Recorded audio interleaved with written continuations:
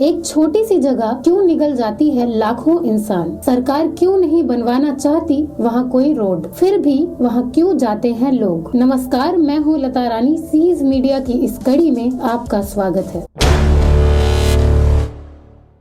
दुनिया में बहुत अजीबोगरीब जगह हैं और जो इंसान की मौत का कारण बनती है। ऐसी ही एक जगह का नाम है डैरियन गैप। ये कोलंबिया और पनामा के बॉर्डर के बीच दुनिया की सबसे खतरनाक जगह है। इस 100 किलोमीटर के एरिया को क्रॉस करने का मतलब है मौत की घाटी से गुजरना। इसी जगह की वजह से आज भी नॉर्थ अमेरिका और साउथ अमेरिका किसी भी रोड या रेल नेटवर्क से आपस में कनेक्टेड नहीं है। पूरी ह्यूमन हिस्ट्री में 7 बार इस पूरे एरिया को किसी भी कार या जीप के जरिए क्रॉस करने की कोशिश की गई है, लेकिन कोई भी कार या जीप इस एरिया को पार नहीं कर पाई।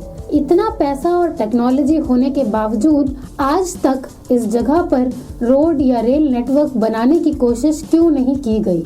इतना खतरनाक होने के बाद भी लोग यहाँ क्यों जाते हैं और उन लोगों के साथ वहाँ क्या होता है।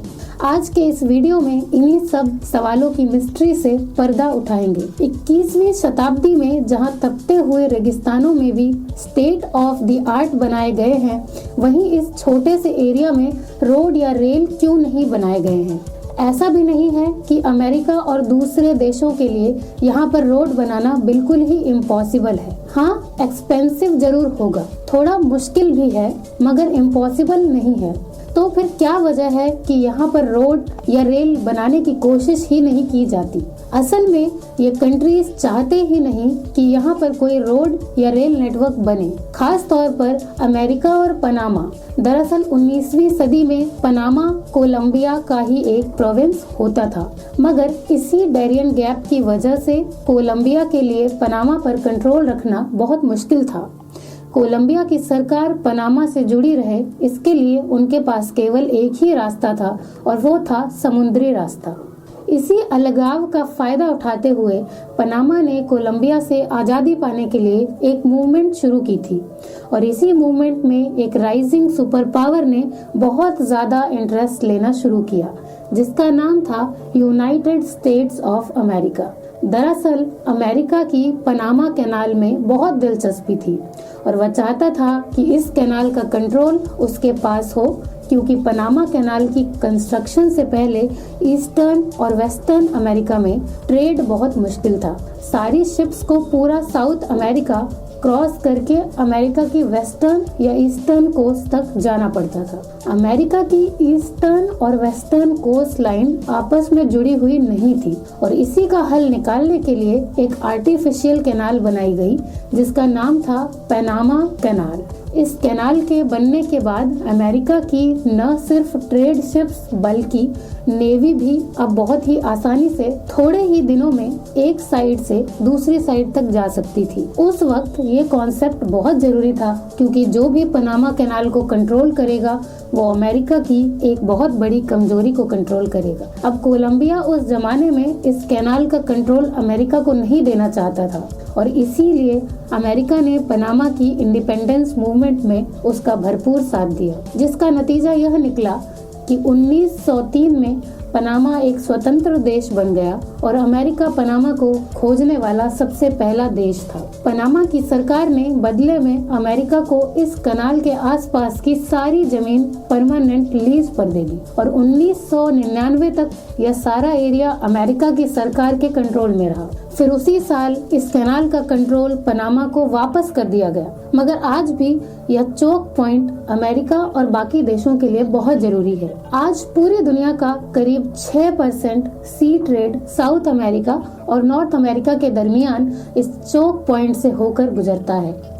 यही कनाल अटलांटिक और पैसिफिक ओशन को आपस में कनेक्ट करती है। हर साल करीब 13 से 14 हजार कार्गो शिप्स इस रास्ते से गुजरती हैं। ईस्टर्न एशिया और अमेरिका का ज्यादातर ट्रेड इसी रास्ते से होता है, इसीलिए इस रास्ते को सबसे ज्यादा अमेरिका और चीन इस्तेमाल करते हैं। इसी तरह अमेरिका की वेस्टर्न कोस्ट को यूरोप, अफ्रीका और मिडिल ईस्ट से जोड़ने का भी यही एक रास्ता है।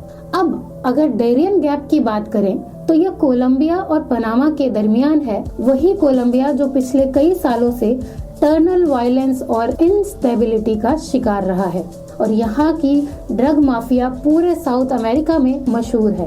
पूरी दुनिया में सबसे ज्यादा कोकेन कोलंबिया में बनती है और यह सब यहाँ से सेंट्रल और नॉर्थ अमेरिका स्मगल होती है।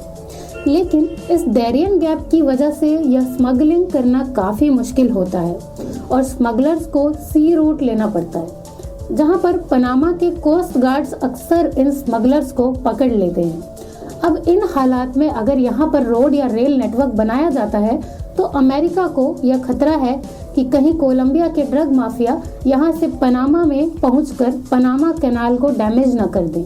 और सिर्फ यही नहीं बल्कि उनको फिर यहाँ से मैक्सिको और अमेरिका तक ड्रग्स पहुँचाना भी बहुत आसान हो जाएगा। इसीलिए अगर पनामा और कोलंबिया की गवर्नमेंट यहाँ पर कोई रेल रोड बनाने का एग्रीमेंट कर भी ले तो अमेरिका यहाँ पर किसी भी तरह की डेवलपमेंट नहीं होने देगा। अब इस डैरियन गैप में ऐसा क्या है जो लोगों की मौत की वजह बनता है, इस पर थोड़ा सा गौर कर लेते हैं। इसका कारण है खतरनाक मौसम। Darien gap line of equator से कुछ 100 किलोमीटर ऊपर है, जिसकी वजह से यहाँ का मौसम काफी गर्म होता है। और फिर दक्षिण में अटलांटिक और पैसिफिक ओशन है, जिसकी वजह से यहाँ नमी भी काफी ज्यादा होती है। इस सारे एरिया में बहुत ज्यादा घने जंगल हैं और पूरे साल में करीब 365 में से 330 दिन यहाँ बारिश होती है, जिसकी वजह से न सिर्फ यहाँ पर फ्लैश फ्लड्स बहुत आते हैं बल्कि पहाड़ों पर भी अक्सर लैंडस्लाइडिंग होती रहती है। इतनी बारिश और फ्लड की वजह से यहाँ कंस्ट्रक्शन करना बहुत मुश्किल है, क्योंकि कंक्रीट हो, सीमेंट हो या असफाल्ट, इन सबको सूखने के लिए सूखा और गर्म मौसम चाहिए।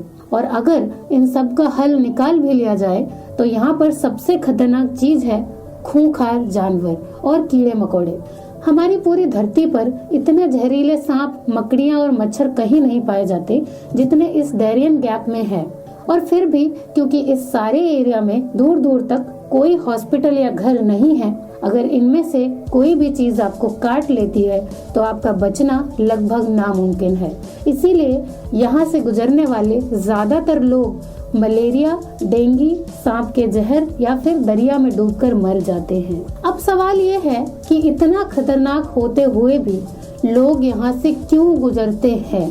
डैरियन गैप को डेवलप ना करने का एक और मुख्य कारण है इल्लीगल माइग्रेशन को रोकना। दरअसल इकोनॉमिकली, पॉलिटिकली और स्टैंडर्ड ऑफ लिविंग की बात करें तो लैटिन अमेरिका नॉर्थ अमेरिका से बहुत पीछे है और साउथ अमेरिका के ज्यादातर कंट्रीज करप्शन, वीक गवर्नेंस और पॉलिटिकल स्टेबिलिटी का शिकार हैं, जिसकी वजह से लाखों लोग एक अच्छी लाइफ के लिए अपने कंट्रीज छोड़कर कहीं और जाते हैं। और इन सब लोगों के लिए सबसे पास जो जगह है वो है अमेरिका। अब अमेरिका पिछले कुछ सालों से अपनी इमिग्रेशन पॉलिसी बहुत सख्त कर चुका है, जिसके बाद इन लोगों के पास एक ही हल बचता है कि वो इल्लीगल तरीके से अमेरिका पहुंचे। लेकिन इसके लिए उन्हें अपनी जान खतरे में डालकर इस डैरियन गैप से गुजरना होता है। इतना खतरनाक होने के बावजूद भी इन लोगों के लिए इस एरिया को क्रॉस करना बहुत ही जरूरी है।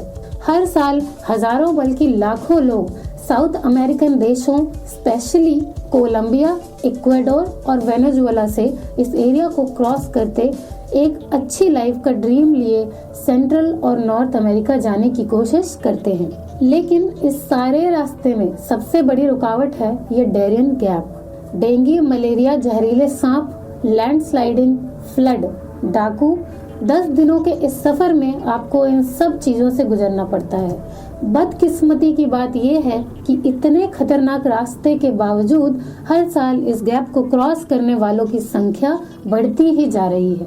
साल 2023 में 2.5 लाख लोगों ने इस डैरियन गैप के जरिए मैक्सिको और फिर यूनाइटेड स्टेट्स जाने की कोशिश की, लेकिन इन 2.5 लाख में से हजारों लोग इस गैप को क्रॉस करते हुए मारे जा चुके हैं।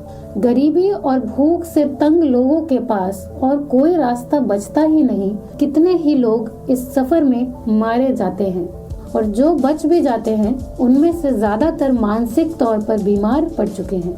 ये भूख भी इंसान से क्या क्या करवा देती है।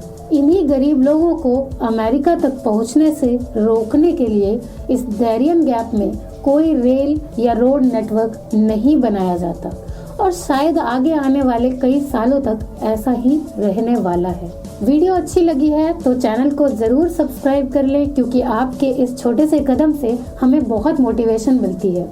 फिर मिलेंगे हमारे अगले वीडियो में। देखने के लिए धन्यवाद।